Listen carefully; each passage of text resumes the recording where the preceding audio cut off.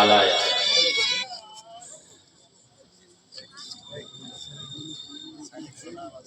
عن انس بن مالك رضي الله تعالى عنه قال قال رسول الله صلى الله عليه وسلم لا يدخل الجنة من لا يأمن جاره بوائقا رواه مسلم والمشكاة।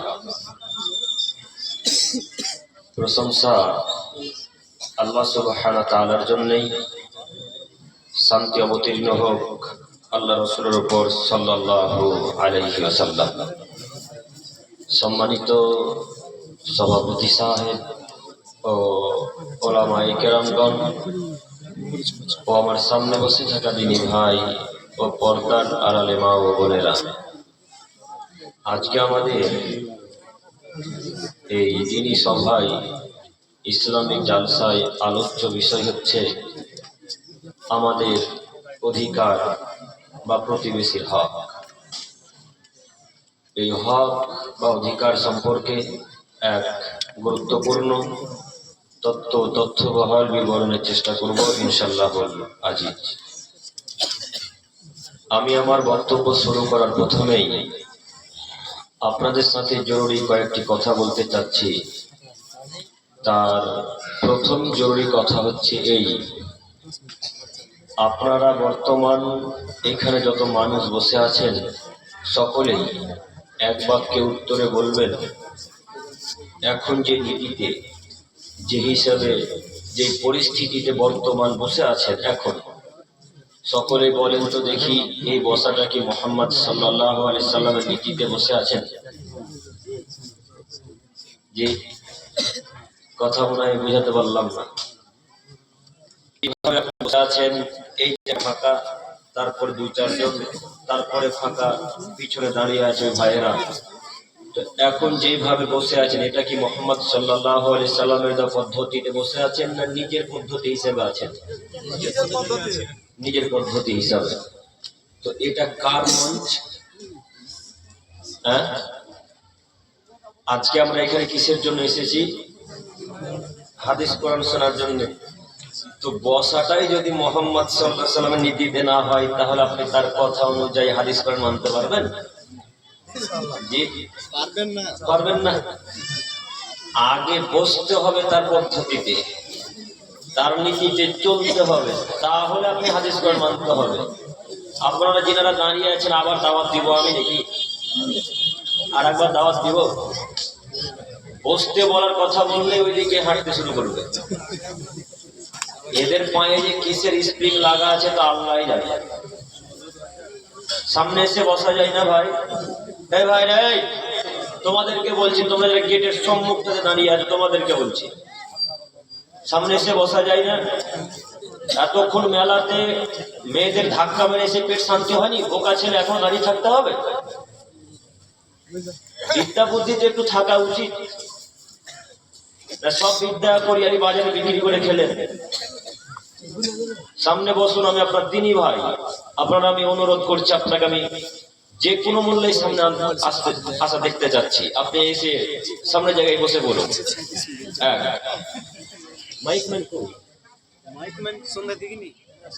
Mic man ভাই, আপনি কোথায় আছেন? একটু আসুন। সাউন্ড আপনি কি বাড়াতে পারবেন? না পারবেন। আপনি পারবেন? জানান নিয়ে তো। মাইকম্যান ভাই ফোন করেন তো মাইকম্যানকে।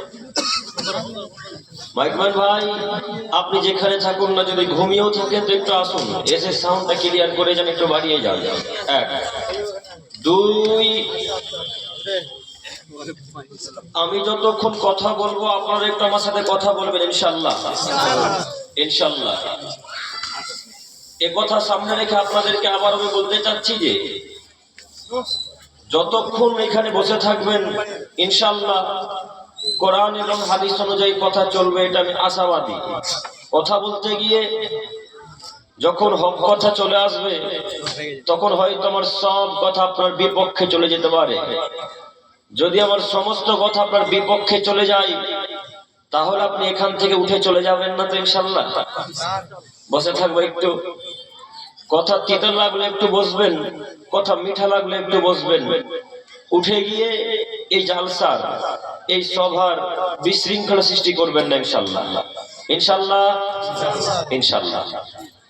আমি বলতে চাচ্ছিলাম আমাদের হক পাড়া প্রতিবেশীর অধিকার বা পাড়া প্রতিবেশীর সাথে ভালো আচরণ করা। আজ থেকে 1400 বছর পূর্বে মুহাম্মদ সাল্লাল্লাহু আলাইহি সাল্লাম যে সমস্ত পাপের কারণে জাহান্নামের কথা ঘোষণা করেছেন, আজ থেকে 1450 বছর পূর্বে মক্কার মরুভূমিতে যাদের কথা আল্লাহ বলেছেন যারা মুমিন নয়, সেই সব মানুষের মধ্যে এক শ্রেণীর মানুষ যারা পাড়া প্রতিবেশীর সাথে ভালো আচরণ করে না। এরা মুমিন নয় যেমন, জান্নাতে যাবে নাও তেমন। সম্মানিত কোরিয়ালির মানুষ, হরিশ্চন্দ্রপুর ভালুকার মানুষ, আপনাদের প্রতি আমার জোরালো আবেদন এতটুকু যে পৃথিবীতে যদি 30 বছর জীবন যাপন করেন, পৃথিবীতে যদি 40 বছর জীবন যাপন করেন, এই 40 বছর জীবনীতে, 30 বছর জীবনীতে, 60 বছর জীবনীতে যে কোনো মূল্যে পাড়া প্রতিবেশীর সাথে ভালো আচরণ করা লাগবে। যদি পাড়া প্রতিবেশীর সাথে ভালো আচরণ করতে না পারেন, তাহলে জান্নাত যাওয়া যাবে না যেমন, মুমিনও হওয়া যাবে না তেমন। অতএব মুমিন ব্যক্তি ছাড়া কেউ জান্নাতে যেতে পারে না। আজ থেকে আমাদের নবী 1450 বছর পূর্বে মক্কার মরুভূমিতে বললেন, আল্লাহর কসম ওই লোকটা মুমিন নয়, আল্লাহর কসম ওই লোকটা মুমিন নয়, আল্লাহর কসম ওই লোকটা মুমিন নয়। আল্লাহ নবী একটা কথাকে 3 বার বললেন। তাই আমরা মাঝে মাঝে রাসূলের সুন্নাত অনুযায়ী কোন কথাকে 2 বার অথবা 3 বার বলি, এটা রাসূলের সুন্নাত।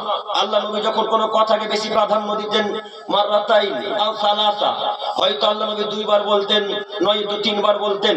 তাই মাঝে মাঝে আমরাও বলে থাকি রাসূলের সুন্নাত অনুযায়ী।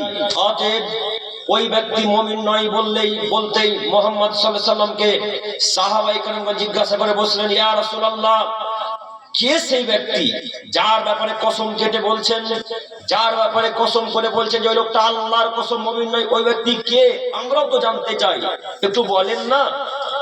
এই কথা সাহাবীরা জিজ্ঞাসা করতেই আল্লাহ নবী বললেন, আল জারু লা ইয়ামানু জারুহু বাওয়াইকা, যে তার পাড়া প্রতিবেশীকে দুঃখ কষ্ট দেয় সে লোকটা মুমিন নয়।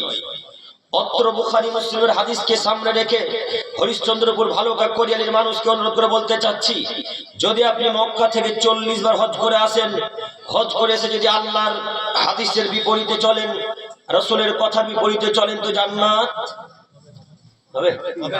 হবে না। অতএব পাড়া প্রতিবেশীর সাথে যে কোনো মূল্যে ভালো আচরণ করা লাগবে। একটু সম্মানিত দিনী ভাই ও বোন, আপনাদের আমি দৃষ্টি আকর্ষণ করে আপনাদেরকে বারবার বলতে চাচ্ছি, পৃথিবীতে যতদিন বেঁচে থাকবেন ততদিন পর্যন্ত যে কোনো মূল্যে পাড়া প্রতিবেশীর হক যেমন আদায় করা লাগবে, ভাই বোনের হক ঠিক তেমনি আদায় করা লাগবে, পিতা মাতার ঠিক তেমনি হক আদায় করা লাগবে।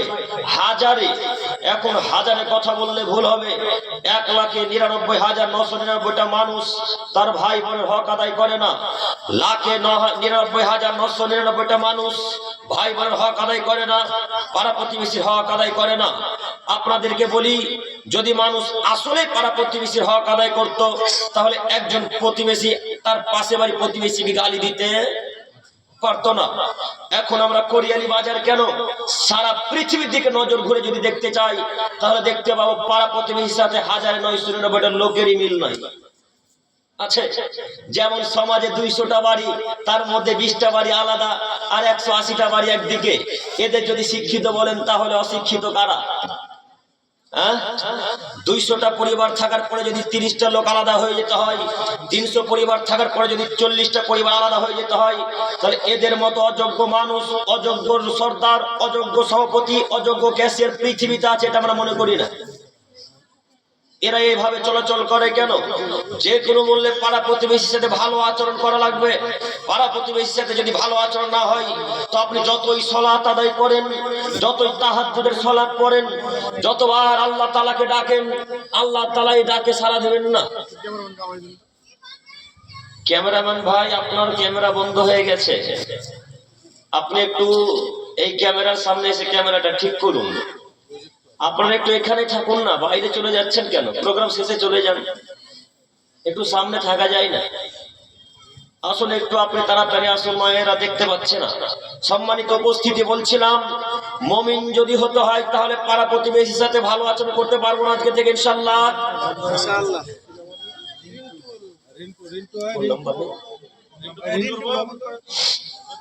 ফোন নম্বরে ফোন করেন। সম্মানিত উপস্থিতি, বলছিলাম যদি মুমিন ব্যক্তি হতে হয় তাহলে কি করা লাগবে আমাদেরকে? পাড়া প্রতিবেশীর সাথে ভালো আচরণ করা লাগবে, ভাই বোনের সাথে ভালো আচরণ করা লাগবে। এখন ভাই বোনের সাথে কিভাবে আচরণ করবে, বোনি বা দাদার সাথে কিভাবে আচরণ করবে? কোরিয়ালিতে হাজারো মানুষ এরকম আছে যারা বোনের জমি এখন পর্যন্ত দখল করে আছে। নাই শুধু বোনের জমি কেন, মাদ্রাসার লোক যে পাড়া প্রতিবেশী জমি দখল করে আছে, এই কথা এখন কে বলবে? এই কথা বলতে গেলে আব্দুল করিম খারাপ। সেই জন্য প্রথম বাক্যে বলেছিলাম কথা আপনার পক্ষেও যেতে পারে, কথা আপনার বিপক্ষেও যেতে পারে। ও কোরিয়ালির মানুষ, আপনাকে বলি, বোনের সাথে ভালো আচরণ না করলে মুমিন হওয়া যায় না, ভাইয়ের সাথে ভালো আচরণ না করলে মুমিন হওয়া যায় না। আপনার বাপের জমি যদি পান আপনি 1 বিঘা, বোন জমি পাবে 8 বিঘা। আপনি যদি পান 10 কাঠা, আপনার বোন জমি পাবে 5 কাঠা। না কথা ভুল হচ্ছে নাকি? কথা তো ঠিকই হচ্ছে মনে হচ্ছে। তো আপনাকে বলে, এই যুবক ভাই, তোমাকে বলছি, তুমি দেখো তোমার দাদুর 4টে ছেলে মেয়ে। কয়টা? 4টে ছেলে মেয়ে, 2টা মেয়ে 2টা ছেলে। তো তোমার দাদুর মরা হলো আজকে 3 থেকে 4 বছর। তোমার বাপ এখন পর্যন্ত তোমার ফুপুদেরকে জমি বুঝিয়ে দেয়নি। কথা বুঝতে পারেননি মনে হয়। এখন পর্যন্ত আপনার বাপ আপনার ফুপুদেরকে জমি বুঝিয়ে দেয়নি একটু। তাহলে কি কোরিয়ালির মানুষ, হরিশ্চন্দ্রপুরের মানুষ, মালদা জেলার মানুষ মনে করে আমার বাপের বাপ একটু বেশি, আমার ফুপুর বাপ একটু কম? না দুজনেরই সমান সমান বাপ? দুজনেরই সমান সমান বাপ। যদি দুজনেরই সমান সমান বাপ হয় তাহলে তোমার বাপ জমি পাবে সকালে আর তোমার ফুপু জমি পাবে বৈকালে না একসাথে? একসাথে। তোমার দাদুর মর আজকে 3 থেকে 4 বছর হলো, তোমার বাপ এখন পর্যন্ত তোমার ফুপুকে জমি বুঝিয়ে দেয়নি। বলো তোমার বাপ কাপ প্রশ্ন শিক্ষিত মানুষ? বলো যুবক, তোমার বাপকে আর তোমার বিদ্যাকে আজকে কোরিয়ালির বাজারের গোরস্থানে পুঁতে দিতে এসেছি। যে বিদ্যা ফুপুর জমি ফিরিয়ে দিতে পারে না, যে বিদ্যা বাপের জমি ফিরিয়ে দিতে পারে না, যে বিদ্যা ভাইয়ের বলি বোনের জমি, চাচাতোর জমি, ভাতিজার জমি ফিরিয়ে দিতে পারে না, ওই বিদ্যাকে কোরিয়ালির বাজারে না রেখে মাটির তলে পুঁতে দাও যুবক। অনেক কাজ আছে, মনে রাখো। মুহাম্মদ সাল্লাল্লাহু আলাইহি ওয়াসাল্লাম বলেছেন, কাতাবাল্লাহু মাকাদিরাল খলায়েক ক্বাবলা ইয়াখলুকাস সামাওয়াতি মিন 50 আরজাল ফাসানা। হে আদমের ছেলে মেয়ে শোনো, আমি আল্লাহ সুবহানাহু ওয়া তাআলা যখন এই আসমান জমির সৃষ্টি করিনি, তার 50,000 বছর পূর্বে আমি আল্লাহ তাআলা প্রত্যেকটা জিনের, প্রত্যেকটা মানুষের, প্রত্যেকটা প্রাণীর ভাগ্য লিখেছি। সেই দিন আমি আল্লাহ তাআলা লিখে দিয়েছি কোরিয়ালের মানুষ কি করবে। সেই দিন আমি আল্লাহ লিখে দিয়েছি কোরিয়ালের মানুষের কত বিঘা জমি থাকবে। সেই দিন ভাগ্যে লিখেছেন আল্লাহ। যদি তোমার ভাগ্যে লেখা থাকে যে তোমাদের 2 বিঘা জমি, 4 বিঘা জমি 4 বিঘাই থাকবে, তো কোনো মায়ের বেটা 4 বিঘা থেকে কমাতে পারবে না। বুখারী মুসলিম। আর সেই দিন যদি লেখা থাকে এদের 5 কাঠা জমির বেশি আর পারবে না, কোনো মায়ের বেটা বাড়াতে পারবে? আর পারবে না। বলো যুবক, তোমার বাপ এখন পর্যন্ত তোমার দাদু তোমার ফুপুকে জমি বুঝিয়ে দেয়নি কেন? তোমার বাপ তোমার দাদুকে মাটি দিয়ে যদি আসে জোহরে, জমি জায়গা ভাগ হবে আসরে। যদি তোমার দাদুকে মাটি দেয় আসরে, জমি জায়গা ভাগ হবে মাগরিবে। যদি তোমার দাদুকে মাটি দেয় মাগরিবে, জমি জায়গা ভাগ হবে এসাতে। এটাই শরীয়ত, এটাই নিয়ম। তোমার দাদু জীবিত অবস্থায় ভাগ করে গেছে, তোমার দাদু ভুল করেছে। তোমাকে বলে যাচ্ছি, বাপকে বল, আব্বু ভাগ্যে যদি ভিক্ষা করা থাকে ভিক্ষা করে খাবো কোরিয়ালির বাজারে, কিন্তু ফুপুর জমি নিজের কাছে রেখে খাবো না ইনশাআল্লাহ। পারবেন না বলতে? এই যুবক ভাইরা, তোমাদেরকে বলছি, তুমি রে মনে রেখো যুবক, তোমার বাপ তোমার ফুপুর জমি এখন পর্যন্ত নিজের কাছে রেখেছে। তোমার বাপ হক বুঝে না, তোমার বাপ অধিকার বুঝে না। তাই তোমার বাপকে অনুরোধ করে বলি, মুরব্বী সাহেব, বোনের জমি কাল সকাল হতে ফিরিয়ে দিতে হবে। বোনের জমি যদি ফিরিয়ে দিতে না পারেন, প্রস্তুতি গ্রহণ করে থাকবেন। মুহাম্মদ সাল্লাল্লাহু আলাইহি ওয়াসাল্লাম বলেছেন, যদি কোনো মানুষের জমি জায়গা 1 বিঘত অর্ধ হাত, আচ্ছা অর্ধ হাত বাদ দিলাম, 1 বিঘা জমি, বিঘা বুঝতে পারছেন কি? 1 বিঘা জমি যদি কোনো মানুষের জোরপূর্বক দখল করে নাই, কিয়ামতের মাঠে আল্লাহ সুবহানাহু ওয়া তাআলা 7টা জমিনটাকে খুঁড়তে বাধ্য করবেন। আসমান যেমন 7টা, জমিনও তেমনই 7টা। একটা জমিনের মোটা 500 বছরের পথ। যদি একটা জমিনের মোটা 500 বছরের পথ হয়, তো 7টা জমিনের মোটা কত বছরের পথ? 3500 বছরের পথ।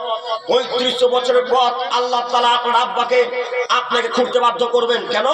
আপনি বোনের জমি ফিরিয়ে দেননি, ফুফুর জমি ফিরিয়ে দেননি, ভাইয়ের জমি ভাইকে বুঝিয়ে দেননি। কেউ যদি এক বিদ্যা অর্ধবিদ্যা জমি যদি দখল করে, আল্লাহ তাকে একটা কোদাল ধরিয়ে দিবেন হাতে। কোদাল ধরিয়ে দিয়ে বলবেন, ও আব্দুর রহমান সাহেব, আপনি এই জমিন খুঁড়তে শুরু করেন। এই আব্দুর রহমান সাহেব জমিন খুঁড়তে খুঁড়তে খুঁড়তে খুঁড়তে খুঁড়তে খুঁড়তে যেদিন 7 তলক জমির নিচে চলে যাবে, সেদিন যত মাটি হবে সব মাটি আল্লাহ তাআলা লোকটার ঘাড়ের উপর চাপিয়ে দিয়ে বলবেন, হাত্তা ইউজাবাইনান নাস, আপনি এখন চলতে থাকুন ইলা ইয়াউমিল কিয়ামা, যতদিন পর্যন্ত কিয়ামত না হয়েছে। ও মুরব্বি সাহেব, আমি কি এখন আপনাকে বুঝাতে পারবো মাটি কতদিন কাঁধের উপরে থাকবে? একটা দিন হবে 50,000 বছরের সমান।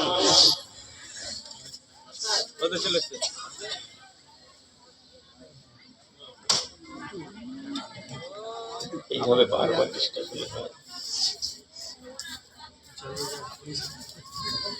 তার ছিটে ছিল কে মরছিল তারটা মানে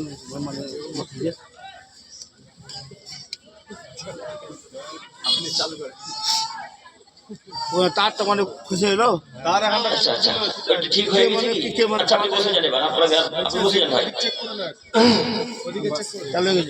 সম্মানিত উপস্থিতি, বলছিলাম একটা দিন যদি 50,000 বছরের সমান হয়, তো 2 দিন যদি আল্লাহ মাটি ঘাড়ের উপর রাখে, তো কত বছর মাটি ঘাড়ের উপরে থাকবে?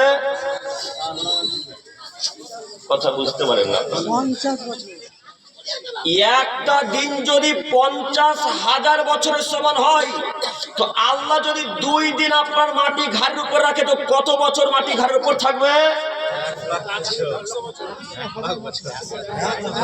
এটা হলো কথা, ঠিক। 1,00,000 বছর যাবত মাটি আপনার ঘাড়ের উপরে থাকবে। ও মুরব্বি সাহেব, আপনি তো বনের জমি 3 কাঠা দখল করে আছেন, এখন কত বছর রাখতে হবে? এখন কতদিন মাটি ঘাড়ের উপরে থাকবে? বিদ্যা তো নাই, এ কথা জানি, বুদ্ধিও কি নাই? পাড়া প্রতিবেশী দিকে কাউকে দেখানি যে বনের জমি বোনকে ঘুরিয়ে দিতে হয়, ফিরিয়ে দিতে হয়। বোন যতবার জমি করিয়ে নিতে চাইতে এসেছে, ততবার বলেছেন, যা তোর জমি জায়গায় চলে যা, আর তুই আমার বাড়িতে দিদিকে উঠবি না। বোন তখন নিরুপায় হয়ে ভাইয়ের বাড়িতে থাকতে হবে। এদিকে স্বামী বধ, স্বামী যদি মারে তো এসে কার বাড়িতে আশ্রয় নেবে? ভাইয়ের বাড়িতে। তো বোন তখন নিরুপায় হয়ে বলছে, ভাইয়া এই 3 কাঠা জমি তোমার কাছে রেখে দাও, আমার সুবিধাতে তোমার কাছে আসতে হবে। নিরুপায় হয়ে তোমার মা আমাকে জমি দিয়েছে, বলো তোমার মামা অপরাধী নয়? সম্মানিত মুরব্বী সাহেব, আপনাকে বলতে চাচ্ছিলাম, অধিকার দেখাতে হবে। বোনকে জমি বুঝিয়ে দিতে না পারলে প্রস্তুতি গ্রহণ করে থাকুন। কিয়ামতের মাঠে আল্লাহ সুবহানাহু ওয়া তাআলা বোনের জমি আল্লাহ তাআলা বুঝিয়ে দিবেন বোনকে। সম্মানিত দিনী ভাই, 1 বিঘা জমির 1 বিঘা নেকি বুঝিয়ে দেওয়া লাগবে। 1 শতক জমির নেকি 1 শতক জমির নেকি কিয়ামতের মাঠে দিয়ে দেওয়া লাগবে। এর নাম কিয়ামতের মাঠ। সেদিন কোন মায়ের বেড়ে রাজত্ব চলবে না। সেদিন আল্লাহ তাআলা বলবেন, লিমানিল মুলকুল ইয়াউম, এই পৃথিবীর রাজা তোমরা বলো, আজ রাজত্ব কার? আজকে ক্ষমতা কার? আজকে বাদশাহী কার? আজকে রাজত্ব কার? তখন যত প্রধানমন্ত্রী, যত রাষ্ট্রপতি, যত রাজা ধীরাজা, গ্রামের মানুষ, প্রধানমন্ত্রী সবাই এক বাক্যে উত্তর আল্লাহকে বলবে, আল্লাহ রাজত্ব আপনার, আল্লাহ ক্ষমতা আপনার, আল্লাহ রাজত্ব আপনার, আপনি আজকে যা করবেন তাই হবে। সেই দিন আল্লাহ তাআলা ক্ষমতা নিয়ে বসবেন। সেই দিন যারা জমি জায়গা জোরপূর্বক দখল করে আছে, এদের প্রত্যেকের কাছ থেকে নেকি নিয়ে, যে লোকটার, যে মহিলাটা জমি চুরি করে আত্মসাৎ করেছে, একে নেকি বুঝিয়ে দিতে হবে। বলো যুবক, তোমার বাপ নেকি বুঝিয়ে দিতে পারবে? তোমার বাপ তোমাকে একটা নেকি দিবে না, তোমার ফুফুকে কিভাবে একটা নেকি বুঝিয়ে দেবে বলো? কিন্তু আল্লাহ তো এরকম বিচার করবে। আল্লাহ তো এইভাবে আমার আপনার মতো অসৎ বিচারক নন যে আল্লাহকে যদি 20,000 টাকা ঘুষ দিয়ে দেন তো বিচার উল্টা করে দেবে। আল্লাহ তার ঘুষখোর নয়। আল্লাহ তাআলা তো আর সুদ খায় না, ঘুষ খায় না। আপনাদের বিচারক ঘুষখোর হতে পারে, সুদখোর হতে পারে। বিচারককে যদি পিছন দিক দিয়ে 20,000 টাকা ধরিয়ে দেন তো বিচার উল্টা দিকে হয়ে যাবে, হবে না? দেখবেন হয় কিনা? আল্লাহ বলছেন, ওয়ানাদাউল মাওয়াজিনাল কিসতা লিয়াউমিল কিয়ামা ফালা তুযলামু নাফসুন শাইয়্যা। পৃথিবীর মানুষ শোনো, আজ আমি আল্লাহ তাআলা তোমাদের প্রত্যেকের ন্যায় বিচার করব। আজ আমি আল্লাহ সুবহানাহু ওয়া তাআলা তোমাদের প্রত্যেকের উপর ন্যায় বিচার করব। কারো প্রতি এতটুকু অন্যায় অবিচার করবো না, এটা আল্লাহ তাআলা বলছেন। তো আল্লাহ হক বিচারক, আল্লাহ কিয়ামতের মাঠে কেউ যদি এতটুকু দুনিয়াতে ভালো কর্ম করে তাও পেশ করবে, কেউ যদি এতটুকু খারাপ কর্ম করে তবুও আল্লাহ পেশ করবে। এবার আপনাকে বলি, আল্লাহ হক বিচার করে, মানুষ হক বিচার করতে পারে না। যদি মানুষ হক বিচার করত তাহলে যারা বিচারক, যারা বিচার করে তারা তো ঘুষ খেত না। আপনাদের কোরিয়ালির বাজারে একটা শিক্ষিত, একটা দামি পরিবারের, খুব ধনী পরিবারের ছেলে একটা গরিব পরিবারের লোককে 2 থাপ্পড় মেরে দিয়েছে। তো 2 থাপ্পড় যখন লাগিয়ে দেওয়া, তখন এই গরিব ঘরের ছেলেটা বিচারকের কাছে বিচার চাইতে চলে গেছে। তো বিচার চাইতে যখন গিয়েছে, তখন ইনাকে বলছে আমাকে অমুক ছেলে অমুকের বেটা মেরেছে, তো আপনি বিচার করে দেন, এর বাপ কিন্তু আগে 10,000 টাকা ধরিয়ে দিতে হবে। তখন বলছে কি বিচার করবি, শুধু কেস কাচারি করবি, যা বাড়ি চলে যা। এদিকে কিন্তু আগে মানলো, চলে এসেছে। এই বিচার এখন প্রায় এলাকাতে ঘটে না, মনে হয় না ঘটে? প্রায় জায়গাতে যে আসল অপরাধী তাকে অপরাধী করা হয় না, যে নির্দোষ তাকে দোষী প্রমাণ করা হয়, কিন্তু আল্লাহ এরকম বিচার করবে না। সম্মানিত বিচারকগণ, আপনাদেরকে অনুরোধ করে বলি, বিচার করার পূর্বে শরীয়ত জানতে হয়, বিচার করার পূর্বে হাদিস কোরআনকে শিখতে হয়, হাদিস কোরআনে কি বলে সেটা মান্যতা দিতে হয়। যদি বিচার আল্লাহ এবং রাসূলের বিপরীতে চলে যায়, যদি বিচার আল্লাহ এবং রাসূলের বিপরীতে চলে যায়, তো ফলাফল জাহান্নাম। অতএব বিচারককে যে কোনো মূল্যে চিন্তা ভাবনা করে বিচার করতে হবে। সম্মানিত উপস্থিতি, সম্মানিত দিনী ভাই বোন, বলছিলাম যে কোনো মূল্যে পাড়া প্রতিবেশীর সাথে সদাচরণ, নম্র আচরণ করা লাগবে, ভাই বোনের সাথে ভালো আচরণ করতে হবে। কিন্তু দুঃখের বিষয় হলো এই যে আমরা অধিকাংশ মানুষ বোনের জমি বোনকে বুঝিয়ে দিতে পারলাম না। আপনার বোনের জমি এখন পর্যন্ত বুঝিয়ে দিয়েছেন এই কোরিয়ালির বাজারের মানুষ, কে কে বুঝিয়ে দিয়েছে? হাত তুলেন তো, তুলবেন না? সবাই দিয়েছেন না? সবাই দিয়েছে বোনকে জমি। এগুলো সব ফেরেশতা, সব ফেরেশতা বসে আছে, কেউ বোনের জমি খাই নাই। খোঁজ খবর নিয়ে দেখা যাচ্ছে প্রায় লোকই বোনের জমি আত্মসাৎ করে আছে, তাই না? আপনাকে আমি আর বুঝতে পারি না কেন, আপনার শরীরে এখন রক্ত আছে। যেদিন শরীর থেকে রক্ত চলে যাবে, যেদিন শ্বাস প্রশ্বাস আর চলবে না, সেদিন বোঝা যাবে ক্ষমতা কি জিনিস, সেদিন বোঝা যাবে দাপট কাকে বলে, সেদিন বোঝা যাবে ক্ষমতা কাকে বলে। এখন আপনাকে বোঝাতে পারবো না কেন, আপনার এখন পার্টির জোর আছে, ক্ষমতা আছে, রক্তের জোর আছে, বংশের জোর আছে, দলীয় দাপট আছে, তাই আপনাকে বোঝাতে সম্ভব নয়। তবে মনে রাখেন, যে এহকাল ছেলে পরকালে চলে যাবেন, সেই দিন বোঝা যাবে ক্ষমতা কি জিনিস, তার আগে বোঝানো সম্ভব নয়। সম্মানিত মুরব্বী সাহেব, বলছিলাম আজকে এই মঞ্চে তওবা করে উঠবো যে আল্লাহ, কাল সকাল হতে হতে বোনের জমি ফিরিয়ে দেবো ইনশাআল্লাহ। পারবো না? পারবে না। গড়িয়ারি ভালো রোডের পাশে জমি আছে, কিভাবে ফিরিয়ে দিবে? এখন ওই জমির দাম এখন 3 লক্ষ টাকা। এখন 3 লক্ষ টাকা বোনকে দিবে ফিরিয়ে? 20 লক্ষ টাকা শতক না? তো 20 লক্ষ টাকা শতক বোন কেমন এখন ফিরিয়ে দিবে? এত ইমানদার মানুষ আছে এলাকায়, এ তো দিবে না। বোনকে বুঝিয়ে বাজে বলে 10,000 টাকা এটা ছেড়ে দেয়, এটা বিচার হলো? এটা তো বিচার হলো না। তো তোমার বাপ্পাটাকে যে শতদিন বলেছি যে ফুপুর টাকার পর যদি এত লোভ থাকে, বাপ্পাটা ভালো কাটতে ভিক্ষা করিও। তোমরা বাপ্পাটা কথা বুঝো না?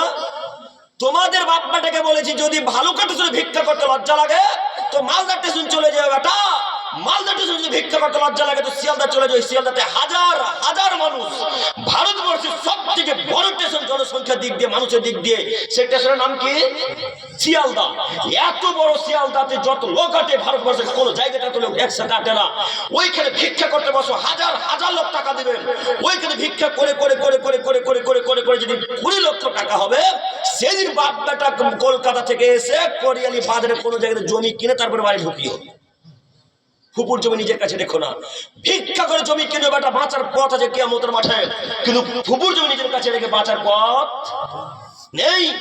দেখি কোন মায়ের বেটা বলেছে ফুপুর জমি নিজের কাছে রেখে জান্নাত যাবে? অসম্ভব, কখনো নয়। এই লোকটা যদি মক্কা কাবা শরীফে গিয়ে ভিক্ষা চাই, এর পাপ ক্ষমা হবে না। এই লোকটা কাবার গিলাফ ধরে যদি ভিক্ষা চাই, এর পাপ ক্ষমা হবে না।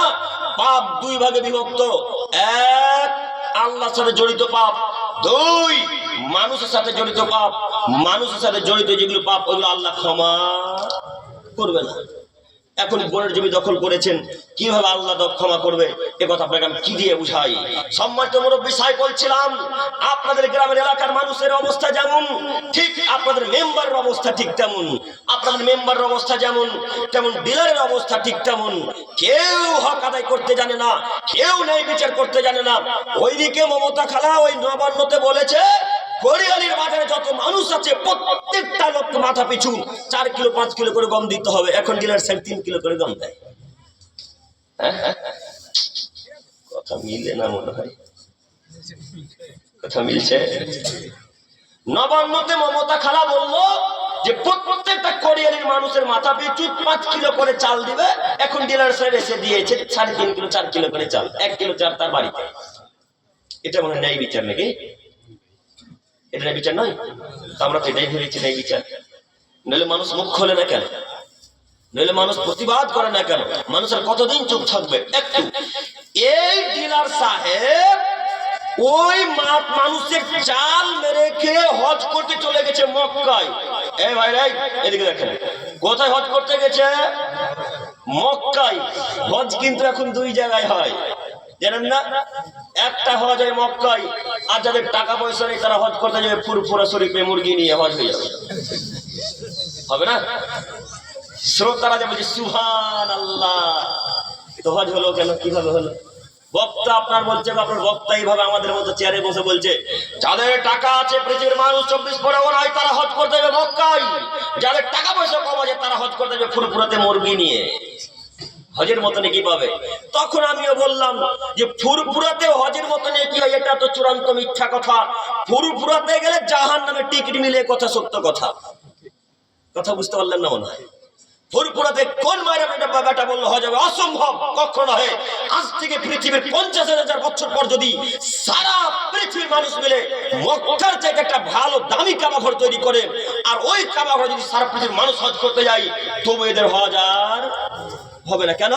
হজ একজনের কথাতে হয়, তার নাম মুহাম্মদ সাল্লাল্লাহু আলাইহি ওয়াসাল্লাম। তিনি বলেছেন হজ যদি কেউ করতে এখানে আসা লাগবে, মক্কাতে যাওয়া লাগবে, অতএব হজ ওখানেই করতে হবে। সম্মানিত মুরব্বী সাহেব, এই আপনাদের মেম্বার সাহেব আর ডিলার সাহেব মানুষের চাল ডাল টাকা পয়সা মেরে হজ করতে চলে গেছে মক্কাতে।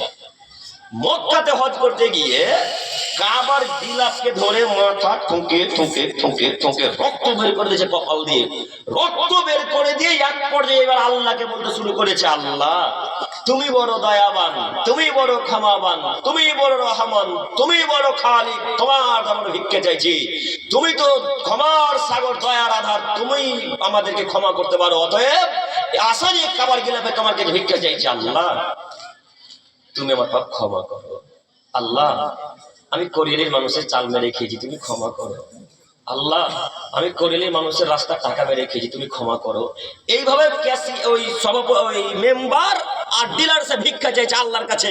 তখন আল্লাহ তাআলা এক পর্যায়ে বলবেন, ও মেম্বার সাহেব, ও ডিলার সাহেব, চাল যে আমার নয় গো, চাল যে কোরিয়ালির মানুষের। ভিক্ষা চাইলে এখন কোরিয়ালির মানুষের কাছে ভিক্ষা চাইতে হবে। আমি আল্লাহ পাক যদি ক্ষমা করে দিই, আমি আল্লাহ অত্যাচারী। মনে রেখো, মুসলিম মিশকাতের হাদিস, আমি আল্লাহ আমার উপর অত্যাচার করে হারাম করেছি, আমি আল্লাহ আমার বান্দার উপর অত্যাচার করে হারাম করে দিয়েছি। অতএব আমি আল্লাহ কবরে করে মানুষের বড় অন্যায় বিচার করব না। যাও পশ্চিমবঙ্গে ফিরে গিয়ে মালদা জেলার কোরিয়ালি গ্রামে গিয়ে বলো, গ্রামের মানুষ আমি তোমাদের চাল মেরে খেয়ে, তুমি আমাকে ক্ষমা করো। এখন এই ডিলার ক্ষমাও চাইতে পারবে না পাড়া প্রতিবেশীর কাছে, এখন এই পাপ ক্ষমাও হবে না। ক্ষমা চাইতে পারবে? কত লোকের কাছে ক্ষমা চাইবে? হিন্দুকেও চাল দিয়েছে, খ্রিস্টানকেও দিয়েছে, বৌদ্ধকেও দিয়েছে, সাঁওতালকেও দিয়েছে, আপনাদেরকেও দিয়েছে। কার কাছে ভিক্ষা চাইবে? এখন ভিক্ষা চাইবে না, যে পারবে না যেমন চাইতে, তারপর ক্ষমাও হবে না। অতএব আপনাকে বলি, ওর যদি হিসাব বিচার হয়, আপনি 10 বিঘা জমি বনে দখল করে আছেন, আপনার মনে বুঝি হিসাব হবে না? হবে? আপনার হিসাব হবে।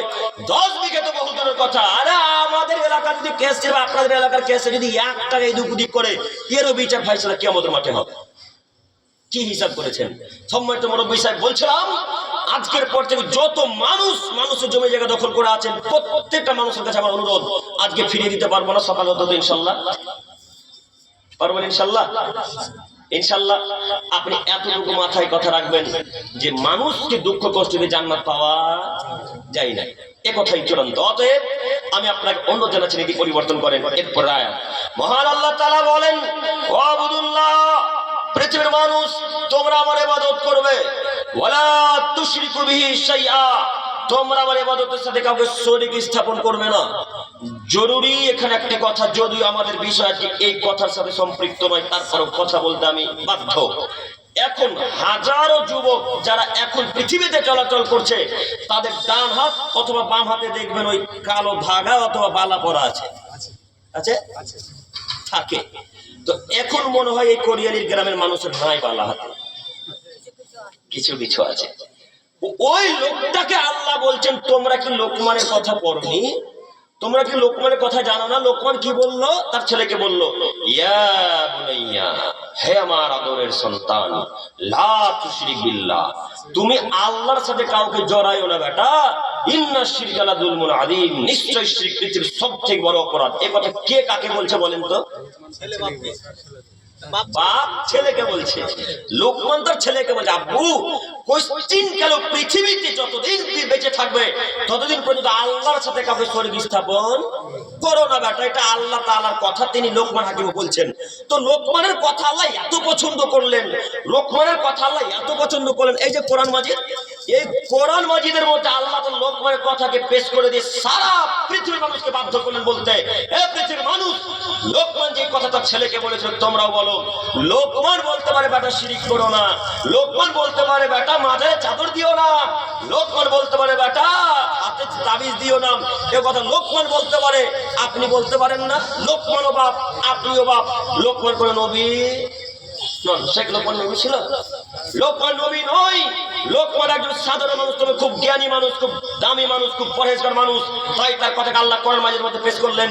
সম্মানিত দিনী ভাই, সম্মানিত মুরব্বী সাহেব, লোকমান তার ছেলেকে ব্যাপারে বাধা দিচ্ছে, আপনার বাধা দেওয়া উচিত। বলতে পারলেন না বেটা হাতে বালা দিয়েছো, দাঁত ভেঙে বলতে পারেন, এ কথা বলতে পারলেন না? আপনি বাপ, আপনি কাপুরুষ বাপ। আপনার মতো বাপকে আমরা বাপ মনে করি না। যেই বাপের সামনে ছেলে হাতে মালা পরে থাকে, যেই বাপের সামনে ছেলে গলাতে মালা দিয়ে থাকে, যেই বাপের সামনে ছেলে পায়ে কালো ধাগা পরে থাকে, হাতে তাবিজ পরে থাকে, এরকম বাপকে আমরা বাপ বলি না। এরা কাপুরুষ বাপ, এরা কাপুরুষ বাপ, এরা কাপুরুষ বাপ। বাপ হলে ক্ষমতা, বাপ মানে ক্ষমতা। ক্ষমতা কি জিনিস? চোখ যেদিকে ঘুরবে, বউ বাচ্চা সেদিকে ঘুরবে, তার নাম ক্ষমতা। চোখ বলবে এই বেটা হাত থেকে বালা খোল, সঙ্গে সঙ্গে বেটা হাত থেকে বালা খোলবে, তার নাম ক্ষমতা, তার নাম পুরুষ। এখন যত যুবকের হাতে বালা আছে, এদের বাপেরা কি কেউ পুরুষ নন? সব কি কাপুরুষ? কেন হাতে বালা আছে? বালা থাকবে কেন? মুসলমান পরিবারে জন্মগ্রহণ করার পর হাতে বালা থাকবে মানে? আমরা তো হিসাব করতে পারলাম না। সম্মানিত মুরব্বী এসে বলছিলাম, আল্লাহ বললেন ওয়ালা তুশরিকু বিহি শাইআ, আমার ইবাদতের সাথে কাউকে জড়ায়ও না। আচ্ছা, কবজিতে ব্যথা করছে, ব্যথা করার ভালো মালিক, ব্যথা ভালো করার মালিক কে? আল্লাহ।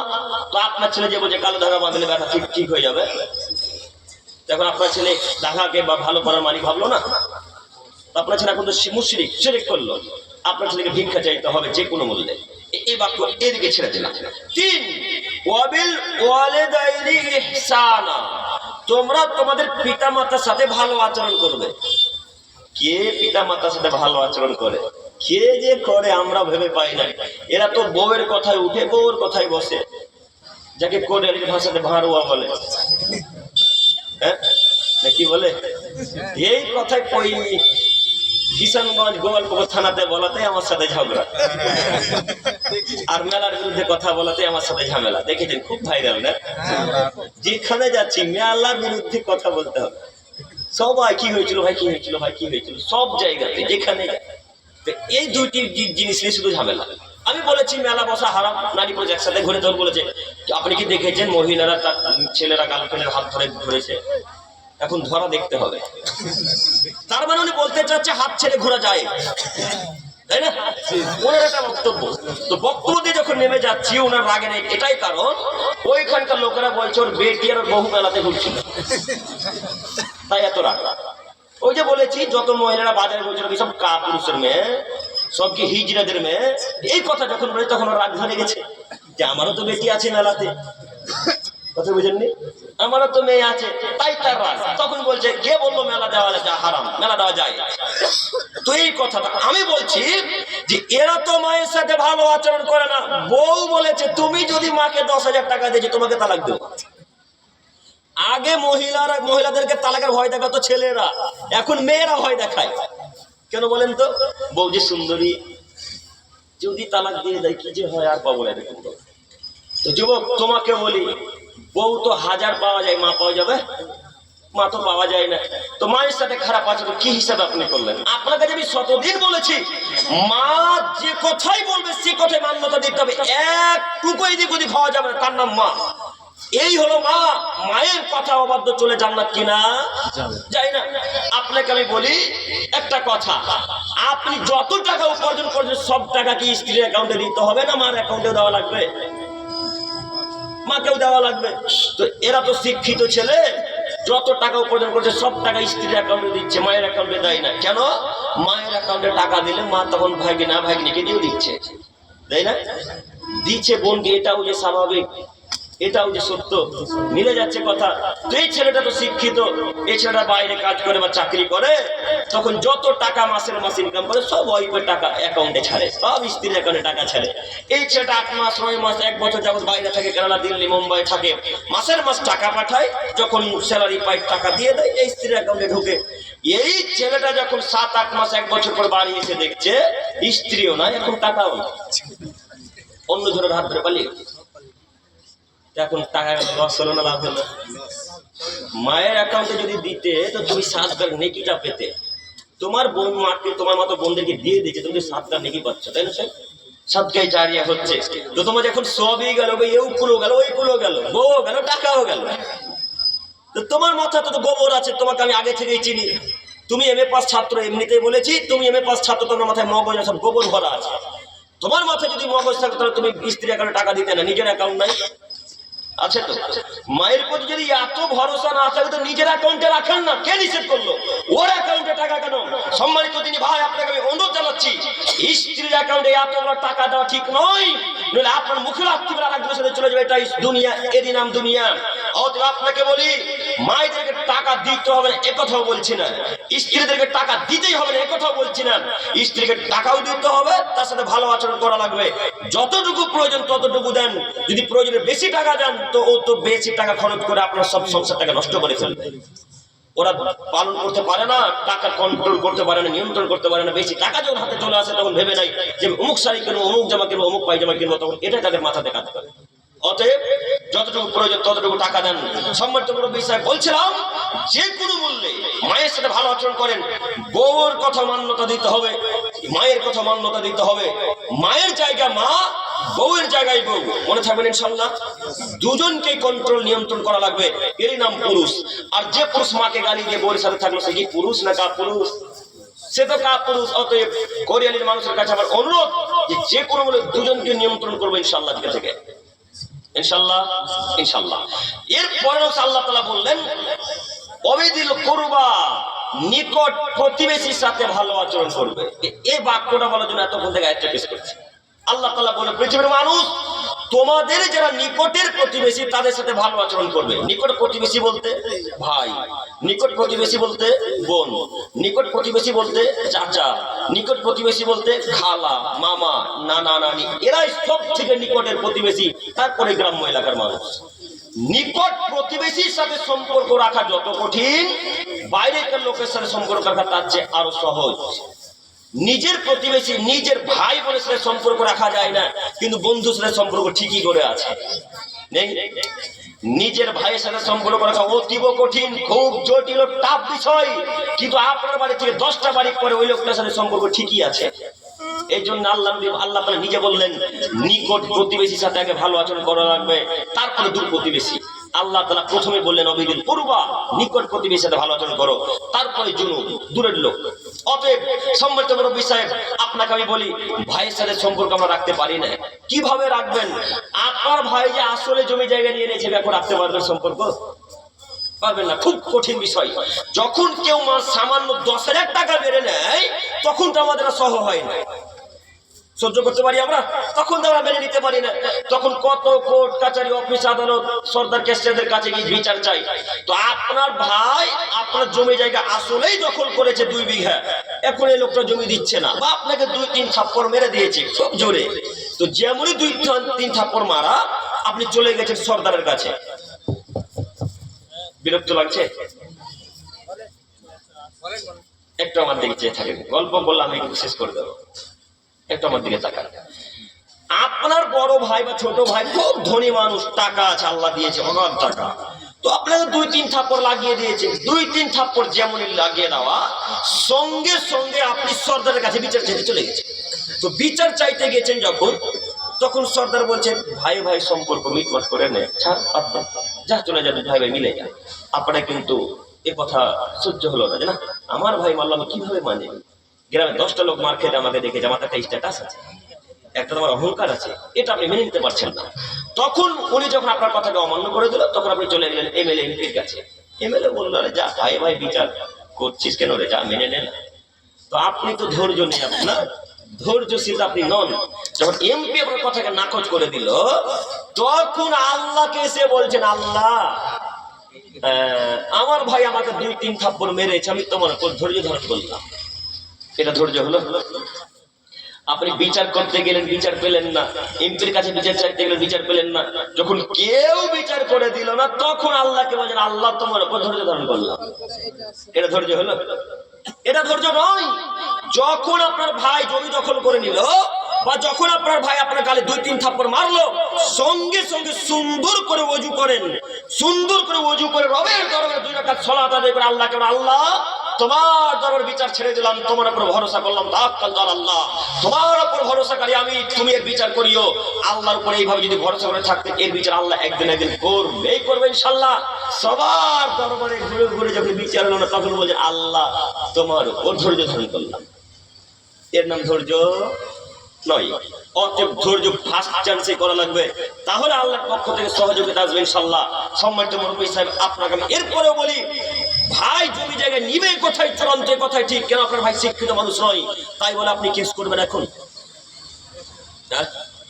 কেস করলে এই নেকিটা পরকাল আর মিলবে না, কথা আমি বোঝাতে পারি। আচ্ছা আপনাকে আমি আজকে গালি দিলাম, তো আপনি আমাকে গালি দিয়ে বসলেন, তো আপনি আর নেকিটা আমার কাছে পাবেন কি আমাদের মাঠে? কি আর তো পাবেন না। যদি আমার গালিটা খেয়ে আপনি চুপ থেকে যেতেন, তাহলে পরকালে নেকিটা পেতেন। তো হিসাবটা ঠিক এইরকমই। অতএব যে কোনো মূল্যে ভাইয়ের প্রতি ওইভাবে থেকে আল্লাহ ভাইয়ের সাথে সম্পর্ক রাখতে হবে। এরপরেও এটা আল্লাহর বাণী, এই কথা মুহাম্মদ সাল্লাল্লাহু আলাইহি ওয়াসাল্লাম বলেন। অতএব যে কোনো মূল্যে আমি আমার এলাকার মানুষকে, এই গ্রামের মানুষকে অনুরোধ করে বলতে চাচ্ছি, যে কোনো মূল্যে আমরা পাড়া প্রতিবেশীর সাথে ভালো আচরণ করবই, এ কথা ঠিক, যেমন তেমন ভাই বোনের সাথেও ভালো আচরণ করবো ইনশাআল্লাহ। সাথে সাথে আরো একটি কথা, যদি মাদ্রাসা বা মসজিদের কোন এমন জায়গা থাকে যে আপনার জোরপূর্বক দখল করে আছেন, বা যারা দান করেছে এখন দিতে চাইছে না, এদেরকে ফিরিয়ে দিতে হবে। বুঝতে পারেননি কথা ভাই? কথা বুঝতে পারেন না? মনে করেন যে কেউ দখল করে আছে মসজিদের জায়গা হিসেবে বা গরসের জায়গা হিসেবে, এরা এখন দিতে চাইছে না, এখন কি করা লাগবে? এখন ফিরিয়ে দিতে হবে যে কোনো মূল্যে, এই কথা মাথায় রাখবেন। সম্মানিত মুরব্বী সাহেব, এরপরের হাদিস আবু হুরায়রা রাদিয়াল্লাহু তাআলা আনহু বলেন, রাসূল সাল্লাল্লাহু আলাইহি সাল্লাম বলেছেন, মান কানা ইউমিনু বিল্লাহি ওয়াল ইয়াউমিল আখির, পৃথিবীর মানুষ তোমরা যারা আল্লাহকে বিশ্বাস করো, তোমরা যারা পরকালকে বিশ্বাস করো, তোমাদেরকে বলছি তোমরা শোনো, ফালা ইউজি জারাহু, তোমরা তোমাদের প্রতিবেশীর সাথে ভালো আচরণ করবে। সম্মানিত মুরব্বী সাহেব, বক্তব্য বাক্য মিলাবার চেষ্টা করেন, আমাদের বিষয় শুধু অধিকার হক, তাই বারবার প্রতিবেশীর হাদিস আসবে, আয়াত আসবে, এ কথা মিলাবার চেষ্টা করবেন। আল্লাহ নবী বললেন, তোমরা যারা আল্লাহকে মানো, তোমরা যারা কিয়ামতের মাঠকে বিশ্বাস করেছো, আখিরাতকে মেনে নিয়েছো, তোমাদেরকে বলছি তোমরা শোনো, ফালা ইউজি জারাহু, তোমরা তোমাদের প্রতিবেশীকে দুঃখ কষ্ট দিবে না। যদি দুঃখ কষ্ট দাও, তো তোমরা আমাকে মানলে না, তোমরা পরকালকে বিশ্বাস করলে না। আর যারা আল্লাহ এবং পরকালকে মান্যতা